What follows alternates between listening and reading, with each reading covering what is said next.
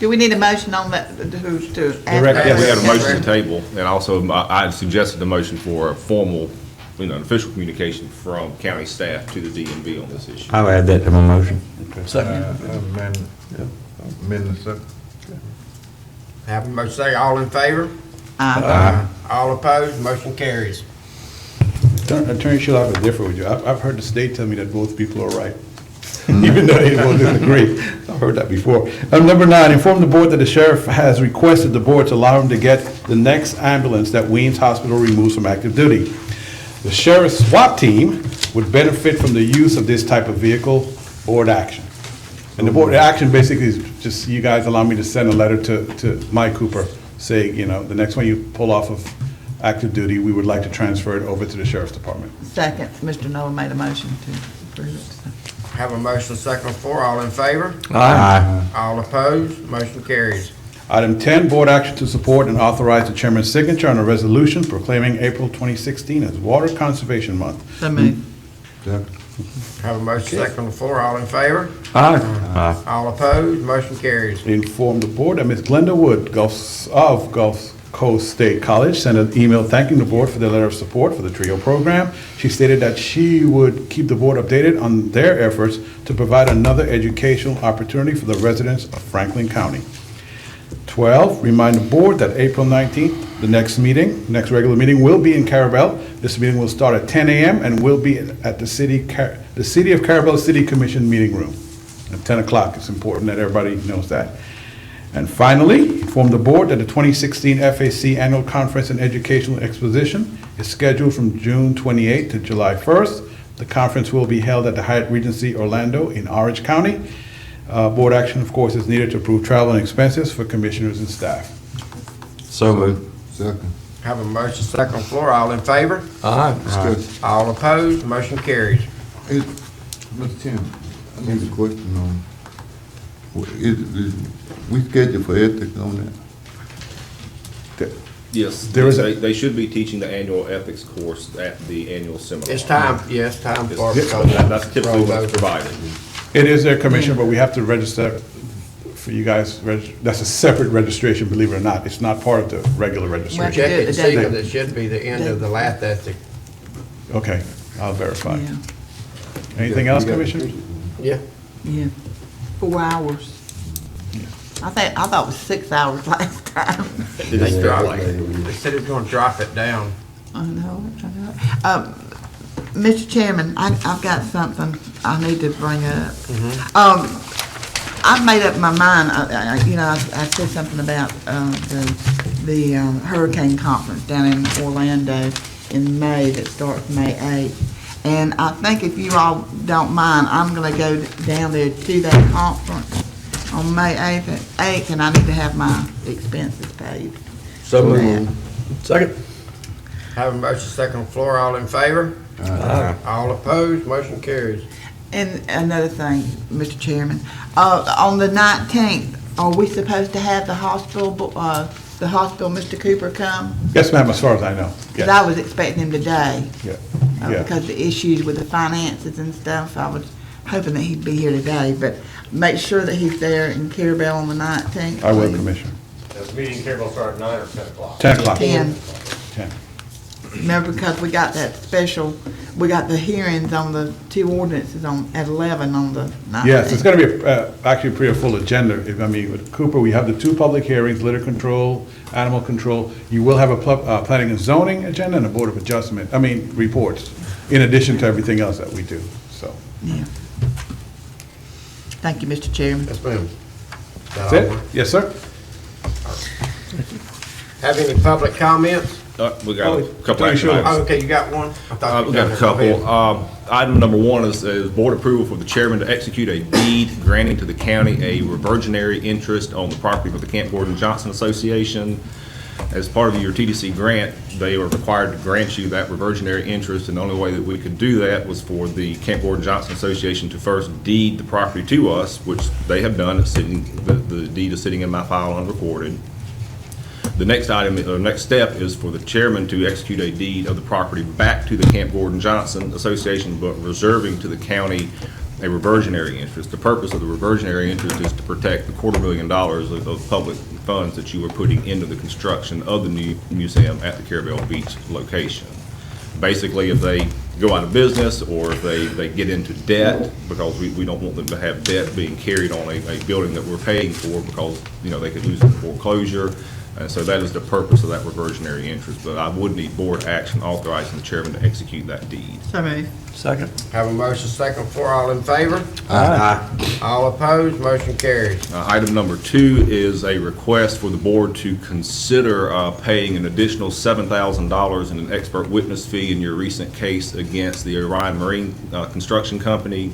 Mr. Robert Dees was your outside counsel in that case, and he had come to you and obtained your permission to hire an expert climatologist with a not-to-exceed fee of $3,000. Well, when the case was ended and the invoice was sent to me, obviously it was not $3,000, it was $10,000. So I got, or maybe it was $11,000. It's in your report. So I did ask Mr. Dees to draft a letter and send it to the board. Unfortunately, he addressed it to me, but I figured time being of the essence, I was not going to make him readdress the letter to the board. I would agree with Mr. Dees' conclusion that the climatologist was a crucial expert in bringing Orion to the table and agreeing to pay $575,000 to the board. So I'll bring that to you for your discussion and your action on whether or not to pay the additional funds to this particular expert. Question. Yes, ma'am. Mr. Schuler, will we getting this money out of the professional services? I've not talked to the clerk's office. I would Yes, suspect it's coming out of so. general fund, It'll be- yes. Because part of Okay. your, Okay. the settlement was divided, and I don't remember, part of those funds went back into professional services. All and- these expert witnesses have been paying out of general funds. General That's what funds? you're right. Okay. All right, and I I'll make a think there- motion to approve the 10,000. Yes, ma'am. Second with discussion. Go ahead. Yeah, I want to pay him too because without his testimony, we wouldn't have won, right? I don't think we would have gotten Orion as far off of the table as they came off. Their original offer was a very low six-figure number. It seems like it was maybe around $125,000 at one point, but as the case was developed, they began to increase that number and ultimately resulting in the settlement of $575,000. Okay. So frankly, the case drug on for a number of years, so I can understand how Mr. Dees was thinking in his mind that the cap was not there. I think he just forgot about it in good faith. I don't think he was deliberately trying to exceed the fees by the board. He was just trying to be a good lawyer and do a good job for him. I had a question, Mr. Chairman. Yes, sir. The proceeds from the settlement go to pay the expenses of the lawsuit, and then the balance goes into the Bridge Trust Fund? Is that? Yes, sir. We apportioned it based upon how we've been spending money. So as I recall, and I apologize, 575, I think, 60/40 split, something like. So almost $350,000 went back into the trust fund. So in the trust fund now is almost whole, essentially. I think the bridge fund's almost. Bridge fund. A couple of million or something? About $1 million, 1.1 million. I think we started at 1.2, I think we have 1.1 in there now. Because you're earning interest on it, so it builds slightly over time. But we've taken, of course, this was a big hit out of it, but the previous time, we took some interest one time to do something else on the bridge, the Commissioner Jackal one, I forget now. But you're back almost to where it started, which is 1.2. Wasn't that for the handicap stuff or something? Yeah, there was some on the- improvements that y'all made to the pier. Yeah, on the fishing piers. But there's money there, you know, the money was given to the county in lieu of the state of Florida tearing the whole bridge down. And then, and whenever the bridge was built, which I forget now, they had estimated the cost of $1.2 million to tear the whole bridge down. Now, that was their estimate, so they willingly gave us $1.2 million. But I can tell you now, I'm sure if something happens, it's going to cost a lot more than $1.2 million to remove that bridge if it ever gets damaged. It took over $600,000 just to repair 168 feet of it. You have 6,000 feet of it out there. Getting back to this particular issue for the board, I know that when we were in the settlement negotiations at mediation, that there was some discussion that we were building into that settlement number expert fees. I mean, the climatologist is one of a number of experts that were involved. We had some appraisers and things of that nature that came out and were appraising our damages. So, you know, there's probably some money already built in there. I just couldn't represent to you how much of it is for reimbursement of these expert fees, but the man did a good job, I believe, in bringing Orion to the table and definitely increasing that number. So we have a Have a motion second on the floor. All in favor? Aye. All opposed? Motion carries. Third action item is just for board discussion. I have, as you know, amended the adult entertainment ordinances as you had directed me to do.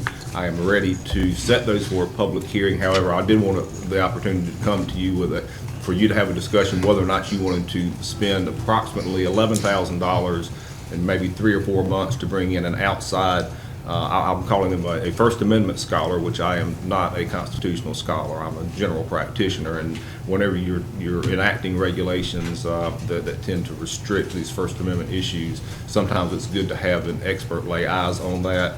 I will tell the board that you did not do that when you originally enacted the ordinance, but I thought before moving forward with a public hearing on this, I would at least bring that up for board discussion to see if you wanted me to bring this person in and have them prepare a study and make a recommendation back to the board, or do you want me to simply move forward and schedule the hearing? That's as far as, if I might, Mr. Chairman, that's as far as making sure that we are complying with people's civil rights. Correct. That type of issue. Right, First Amendment right issues, civil rights issues. Yeah, well, you know, it's bad enough when a private business gets held accountable for some kind of discrimination or violating somebody. When you violate somebody's rights as a government entity, that is very serious. We all take an oath to uphold the Constitution of the United States, uphold the Constitution of the state of Florida, as we all know when we were elected and duly sworn in.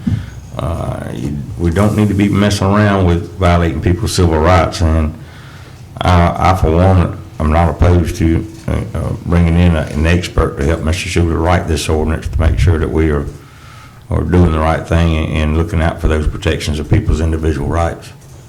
Well, I will say when I updated the ordinance, I did as one of the instead of recreating the wheel entirely, I went to another county. His attorney, or their attorney, is a friend of mine, and I said, look, I'm looking for an ordinance that has been successfully defended in court. And Patrick sent me one of their ordinances that had been defended successfully in federal court. The problem, of course, is it was successfully defended probably 15 years ago. So it might be just prudent to have another set of eyes look at this, and it may be that the expert could look at it and just make some tweaks if he thinks any are appropriate. But as you pointed out, we are talking about regulating people's First Amendment rights, and it may be a good idea to have that older ordinance at least looked at, a fresh set of eyes on it, and see if in fact it still cuts the mustard or it doesn't. If it doesn't, he can make some suggested changes. I'll make those changes and we'll move forward to a final hearing. I agree with Commissioner Parrish on that, but also it shores up those loopholes, Right. because that's what we were told happened at the last time, that there was a loophole in the ordinance. So we need to shore up all those loopholes and stuff, and so Commissioner Parrish made a motion. I'm going to go ahead and second his motion and go ahead and let you hire that other attorney to come in and give an extra set of eyeballs to the ordinance. And one of the initial estimates he gave me, and of course, keep in mind, his estimate is, this is the deluxe package from A to Z. We may not necessarily need to do that, but does the board give me the authority to hire him for a not to exceed number of $12,000? Because I believe that was the number he put in his estimate. Yes, if not, I'll amend my motion to reflect that. Okay, thank you, sir. Yeah. Question. Yes, sir. I think it's very important to do this right, so I support the motion. I did have a question. Where do the funds like that come from if it's unbudgeted? There's a professional services line item, and somebody else will have to tell you how much is in there, but they usually pay engineers, outside attorneys, things of that nature. Clerk's office and preparation of the budget, the board enters in all kind of issues that come up during the year. So you have a line item of professional services, and it's somewhere, I don't know, $30,000 to $50,000. It's set aside for professional services. If the money not spent, it's cash carry forward, rolled into next year's budget. Gotcha. Okay, thank you. Have a motion second on the floor. All in favor? Aye. All opposed? Motion carries. All right, Commissioners, and the final item is at the last meeting you had selected a firm for the pre-construction services for the hospital. I met with that firm, which was Culpeper, and also Mr. Nick Hill, who was here yesterday and is in fact here today. They are going to come forward now and present to you the proposed contract form and the proposed construction manager's fee. I have reviewed the contract, made some changes to it, and as it's amended, I do recommend that the board consider approval of that. But there are a lot of issues dealing with the scope of services, the schedule of services, things of that nature that are outside of my purview as an attorney. So I've asked Mr. Nick Hill to remain here today to come explain those matters to you along with the fee. Can I ask a question before you get started? Yes, Have you ma'am. looked at any of it? Yes, ma'am. Okay. I have. Okay. Morning, Commissioners. Do all of you have a copy of this? Have you seen it They at do all? not. Okay. So I will just kind of give a overall summary. What this agreement is for is strictly pre-construction services, based on where we are in the process and hearing some concerns that you guys had in the overall project proceeding forward. It was my understanding, and I felt like the approval was to proceed forward with hiring a construction manager to provide pre-construction services, which takes us through developing a overall GMP. So the guaranteed maximum price after when the actual design is complete. So what this does is at each stage of the design, the construction manager would provide an updated budget based on the schematic drawings, which we have now, the design development package, and then the final construction documents. 3 main deliverables that they would provide over that time, along with in the agreement, they are also part of their services is to look at the overall schedule and help assist in developing that schedule to make sure everything stays in line with what we have looked at from a big picture 1,000-foot view at this point. So they will help develop more details and make sure that we are staying in line with that. We sat down yesterday, went through, came to the table with, I guess, really and talked about specific numbers. They came in with one number, we had another number, we kind of met in the middle, and the total for pre-construction services is $62,500, which is a lump sum for pre-construction services. We have defined in the agreement what each of those deliverables, what a percentage of that overall $62,500, which percentage would apply to each of the 3 deliverables. So if any time during the process that the project is stopped, then you would know exactly where you stood as far as cost-wise and what was owed to Culpeper. I believe that covers most everything, unless you have any specific questions. So you looked at it, Michael?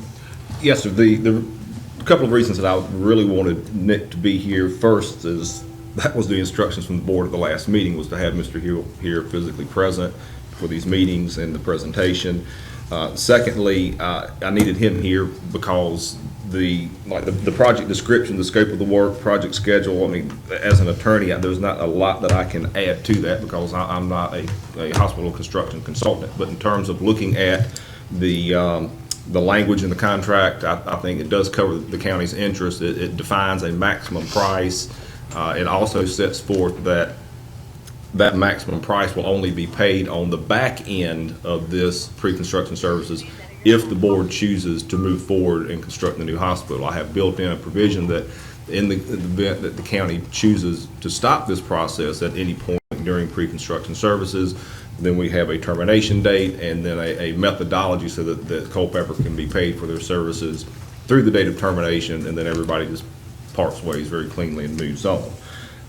In terms of standard provisions for the county's responsibilities, the contractor's responsibilities, I am relying frankly on Adams Consulting as the consultant on these matters, because it's just something I don't have any experience in. There's not much that I can do to weigh in beneficially to help the board with that. So I wanted him here to present those issues to you as well. But in terms of venue, being in Franklin County, your ability to terminate without cause at your discretion if you choose to. Some of the standard hammers that I put into all of your contracts are in this contract as well.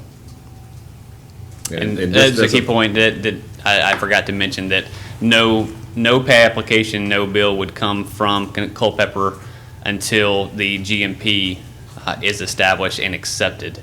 That would be when they would be allowed to bill for the very first time for pre-construction services, unless the project was terminated prior to reaching that point. At that point, again, we have ways to establish what they are owed.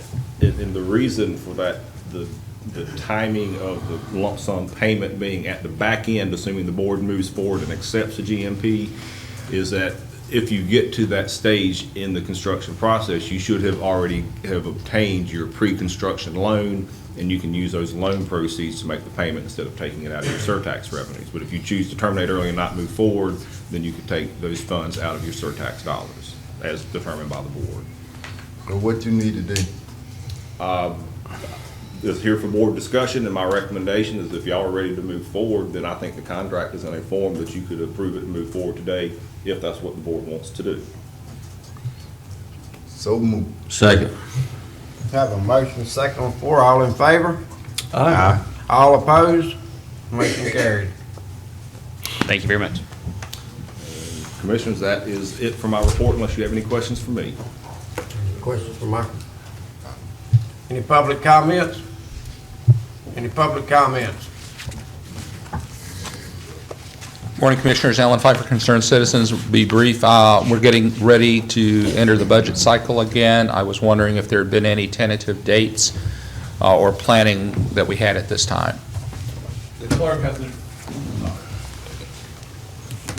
has not informed me of any, but I will ask her once she returns from her actually the clerk state meeting, and then let the board know by April 19th.